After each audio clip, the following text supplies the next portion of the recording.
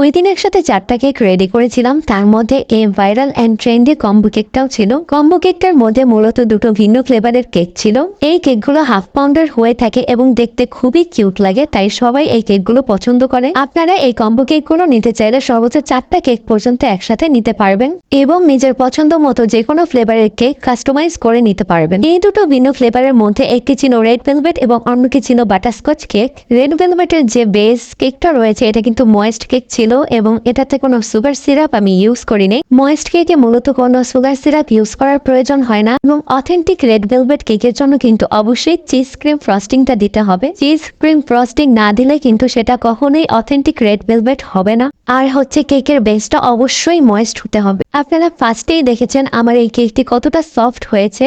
আমি কিন্তু একদম অথেন্টিক ওয়েতে এই রেড ভেলভেট কেকটি মেক করেছি। যারা চিজ ক্রিম পছন্দ করেন অবশ্যই আমাদের পেজের এই অথেন্টিক রেড ভেলভেট কেকটা ট্রাই করতে ভুলবেন না। 2টা 3টা কিংবা 4টা মিনি সাইজের কেক যদি একই বোর্ডের মধ্যে থাকে তাহলে সেটা দেখতে যে কি পরিমাণ সুন্দর লাগে সেটা বলে বোঝানোর মতো না। তাই এই কেকগুলো কাউকে গিফট দেওয়ার জন্য একদম পারফেক্ট।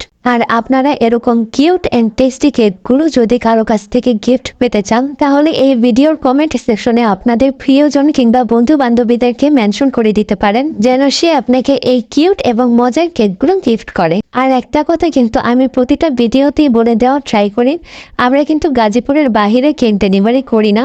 যারা গাজীপুরের মধ্যে আছেন এবং যাদের কেক প্রয়োজন হবে শুধুমাত্র তারাই আমাদেরকে নক করবেন। গাজীপুরের বাইরে আমরা কোনোভাবেই কেক ডেলিভারি দিতে পারবো না। আমার কেকের ফিনিশিং প্রায় শেষ। ডিপ রেড কালার দিয়ে আমি ফুল কেকটিকে কভার করে নিয়েছি। আমি আগে থেকেই বাটারস্কচ কেকটা রেডি করে রেখেছিলাম, সেটার আর ভিডিও করা হয়নি কারণ ভিডিওটা অনেক বেশি লং হয়ে যাবে। যাই হোক, এখন আমি দুটো কেককে একটা বোর্ডের মধ্যে বসিয়ে সেট করে দিচ্ছি। কেক দুটো কিন্তু এখনই অনেক বেশি কিউট লাগছে দেখতে। এরপর আমি দুটো কেকের নিচেই বর্ডার লাইন করে দিব যাতে দেখতে আরো বেশি সুন্দর লাগে। মিনি কেকগুলোর উপরে সাধারণত সিম্পল ডিজাইন করা হয় কারণ ওপরে খুব বেশি স্পেস থাকে না ডিজাইন করার মতো, এজন্য সিম্পল ডিজাইন করলে এগুলো বেশি ভালো লাগে। নিচে বর্ডার লাইন দেওয়া শেষ হলে আমি উপরেও সেম ভাবে বর্ডার লাইন দিয়ে দেব। আপনারা কারা কারা এই কম্বো কেকগুলো পছন্দ করেন সেটা কিন্তু অবশ্যই আমাকে জানাবেন। আর আমার আজকের এই ভিডিওটি আপনাদের কাছে কেমন লেগেছে সেটাও কিন্তু জানাবেন। যদি ভিডিওটি ভালো লাগে প্লিজ শেয়ার করে দিবেন। তো এই তো আমার কেকের ডেকোরেশন প্রায় শেষ। বাটারস্কচ কেকের ওপরে যেটা দেওয়া হচ্ছে সেটা লেয়ারিংয়ে যেই পিনাট বার দেওয়া হয় বাটারস্কচ কেকে সেটাই দেওয়া হয়েছে। আর এই পিনাট বারগুলো খেতে কিন্তু অনেক বেশি মজা। আর রেড ভেলভেট কেক বেক করার পর আমি কিছু কেকের ক্রাম্বস আলাদা করে রেখে দিয়েছিলাম যাতে পরবর্তীতে আমি ডেকোরেশনে কাজে লাগাতে পারি। সো সেই ক্রাম্বসগুলোই আমি কেকের উপরে দিয়ে দিচ্ছি।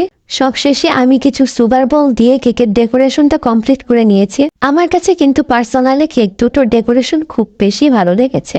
পরবর্তীতে কেকের নতুন নতুন ডেকোরেশন ভিডিও আপনাদের সাথে শেয়ার করব। সে পর্যন্ত সবাই ভালো থাকবেন, সুস্থ থাকবেন। আল্লাহ হাফেজ।